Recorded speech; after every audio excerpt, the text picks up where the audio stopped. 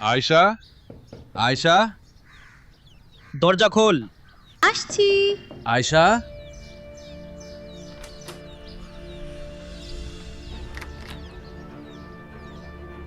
অনেকবার বলেছি তোমাকে প্রথমে তোমার পাও হাত ধুয়ে আসো, তারপর এসো। সারাদিন তুমি কবর খুঁড়ে বাড়িতে সরাসরি চলে আসো।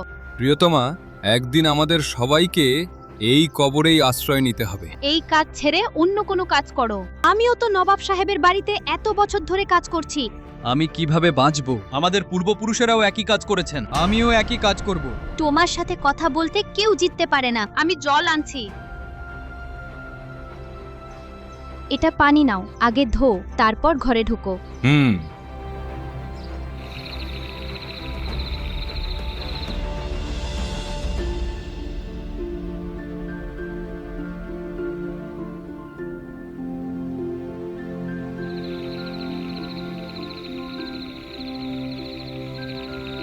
আমাকে কবর থেকে টেনে বের করো। আমাকে কবর থেকে বের করো। আমাকে কবর থেকে টেনে বের করো। আমাকে কবর থেকে তুলে আনো। হ্যাঁ?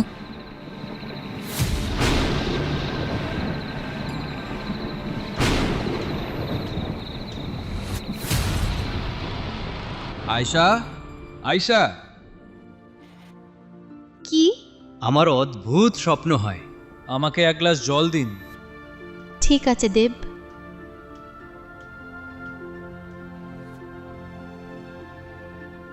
এই নিন জল।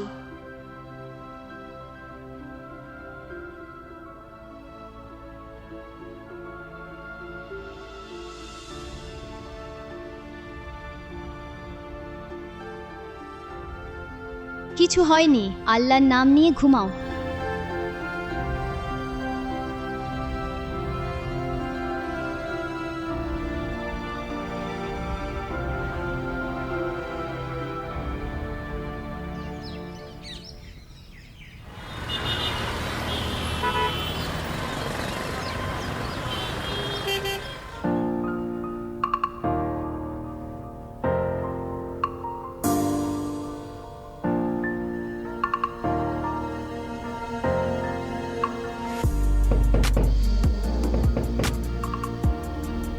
আমার মনে হয় নবাব সাহেব এসেছেন।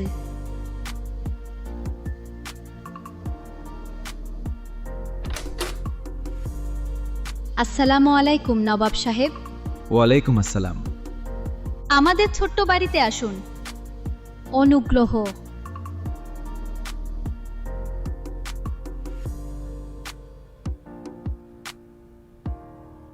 আসলেই তোমার ভালোবাসা সত্যি। কিন্তু তুমি একজন মিথ্যাবাদী। কেন? আমি আমার স্ত্রীকে বিদায় বলেছি। কিন্তু তুমি তোমার কবর খননকারী স্বামীকে ছাড়তে পারছো না। আমাকে কিছু সময় দাও, দুটোই হয়ে যাবে।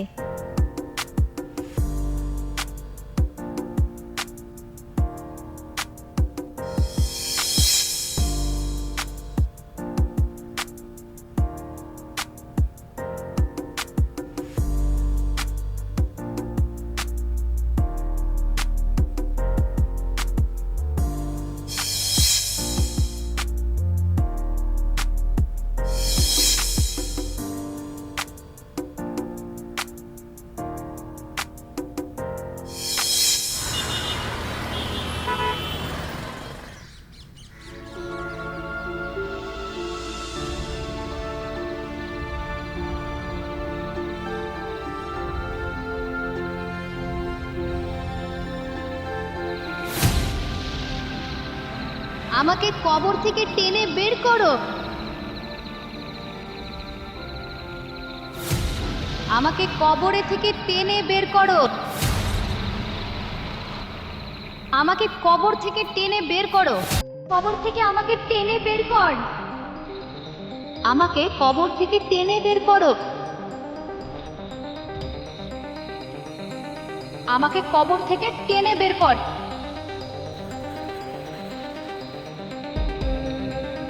আমাকে কবর থেকে টেনে বের করো।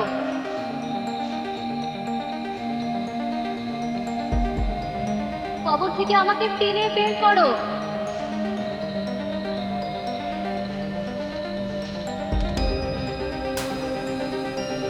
আমাকে কবর থেকে টেনে বের করো।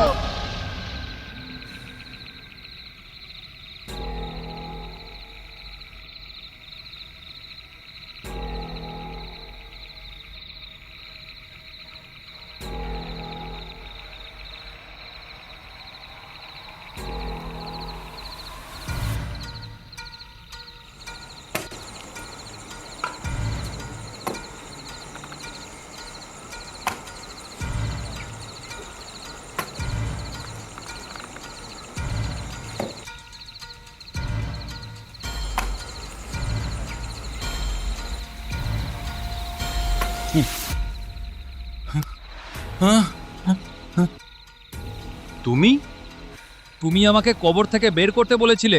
হ্যাঁ, আমি বলতাম। তুমি নবাব সাহেবের স্ত্রী। হ্যাঁ, আমি নবাব সাহেবের স্ত্রী ছিলাম। মমতাজ আমার নাম। কিন্তু কেন তুমি আমার স্বপ্নে আসতে? তুমি আমাকে সেখানে কবর দিয়েছিলে। রাত 12টায় দুইজনের সাক্ষী। প্রথম পারভেজ এবং দ্বিতীয় নবাব সাহেব। তুমি তো মারা গিয়েছিলে, তাই তোমাকে কবর দিয়েছি। তাহলে আমি কি ভুল করেছি? আমি মৃত ছিলাম না। আমাকে মেরে ফেলা হয়েছিল। কে তোমাকে মেরেছে? শোনো, আমি তোমাকে সব সত্য বলবো।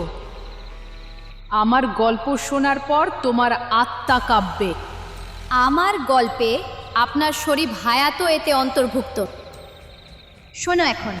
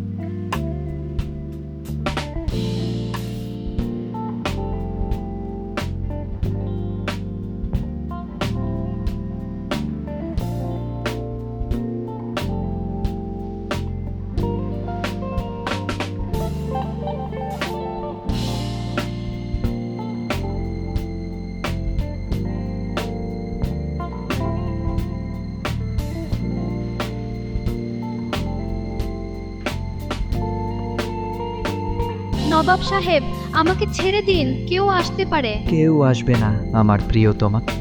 আজ আমার সুযোগ পেলাম। মুমতাজ বাজারে গিয়েছে। কিন্তু নবাব সাহেব। কিছু বলো না আয়শা। তুমি খুব সুন্দরী। তোমার এই সৌন্দর্য দেখে আমি তোমাকে চাকরিতে নিয়েছিলাম। তুমি কি সব এখানেই করবে? চলো শোবার ঘরে আমার প্রিয়তমা।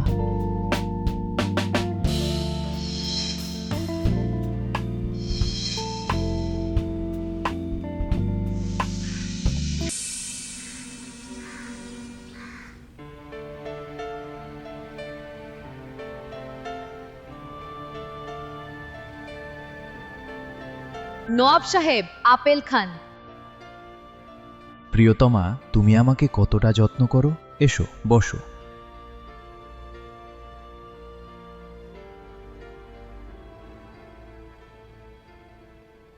এত সম্পদ ভাণ্ডার তোমার বাবা তোমার জন্য রেখে গেছেন। তোমার কোনো গর্ব নেই। কিভাবে বলবো যে গর্ব নেই? আমি গর্বিত যে ঈশ্বর আমাকে তোমার মতো স্বামী দিয়েছেন। তুমি আমাকে লজ্জায় ফেলছো কেন? তোমার সামনে আমার অবস্থান কি? আমার তোমার সাথে কথা বলতে হবে। বলো। একটা নতুন ব্যবসা শুরু করতে হবে।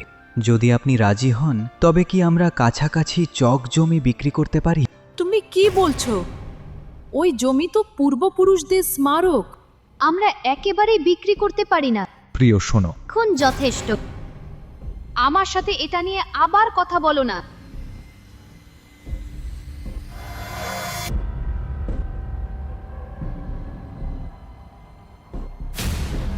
আমার রানী, আমি আপনার দাস হিসেবে বাঁচতে পারি না।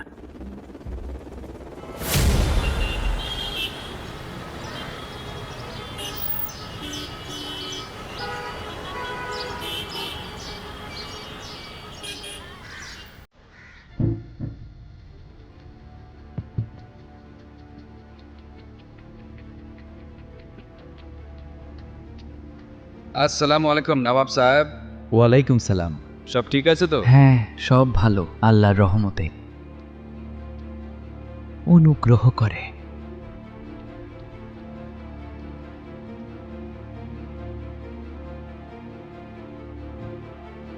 নবাব সাহেব, আসগর তার 5 লক্ষ টাকা দাবি করছে। আমি কি করতে পারি ভাই? আমার স্ত্রী জমি বিক্রি করতে রাজি নয়। আমি ভেবেছিলাম ভাইকে চক জমি বিক্রি করে আমরা ঋণ শোধ করব।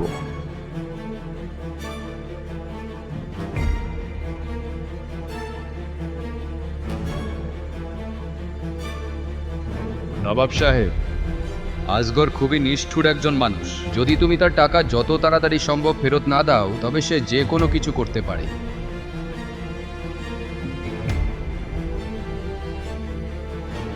নাও এটা। আমি কি করব পারভেজ ভাই, কিছুই বুঝতে পারছি না। সব কিছু বেগমের হাতে। বেগমই তো সব সম্পত্তির মালিক, এবং তারও তো অধিকার আছে। কিছু করুন নবাব সাহেব। কিন্তু আসগর তার টাকা ফেরত চায়।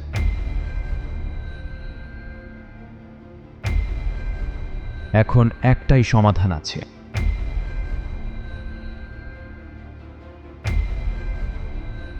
কি? কিছু একটা করতে হবে।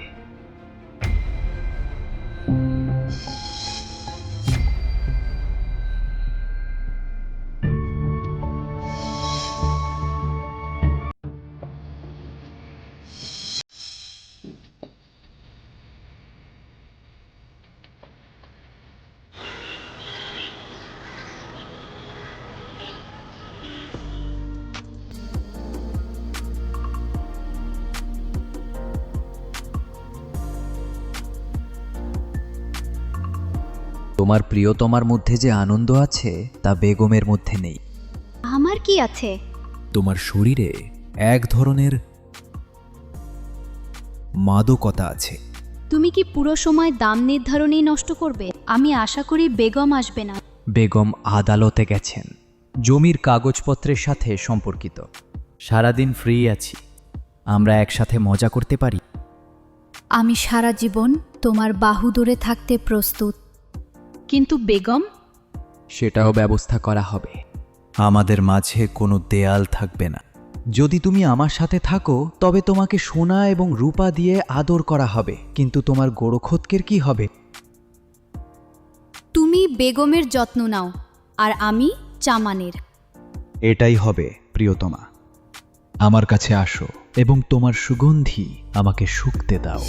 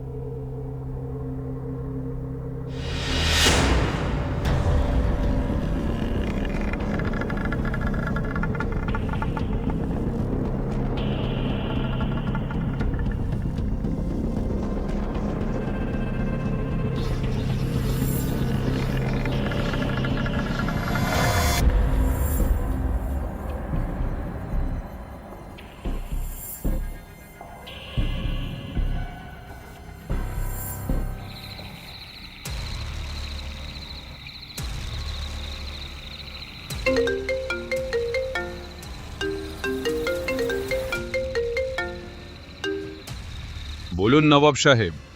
কাজ শেষ। আপনার শট প্রস্তুত আছে? হ্যাঁ, আমার আছে। চামান কবরস্থানে পৌঁছাবে। এক কাজ করো, আমার বাড়িতে তাড়াতাড়ি আসো। আমি আসছি নবাব সাহেব।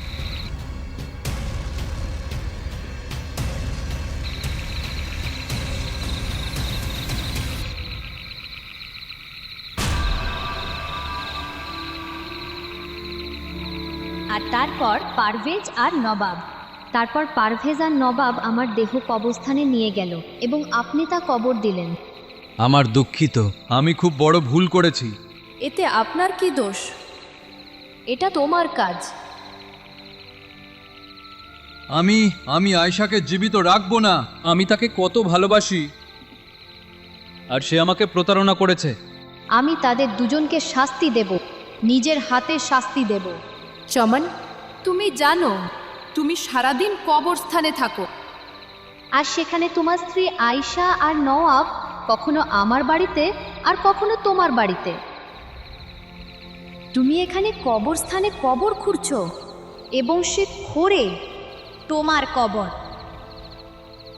এর আগে তোমাকেও মেরে ফেলা উচিত। ওই দুইজনের খেলা শেষ হয়ে যাবে। যথেষ্ট হয়েছে, সকাল হোক।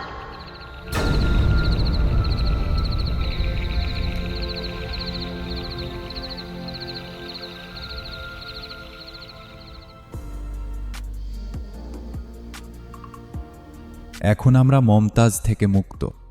আমি খবর ছড়িয়ে দিয়েছি যে হার্ট অ্যাটাকের কারণে বেগম মারা গেছেন। শহরের পরিস্থিতি ভালো ছিল না, তাই আমাকে রাতে কবর দিতে হয়েছিল। আর কয়েকদিন পর আমি এই সমস্ত ধন সম্পত্তির মালিক হয়ে যাব। তোমাকে রানী বানাবো চামানকে পথ থেকে সরিয়ে। প্রিয়তমা,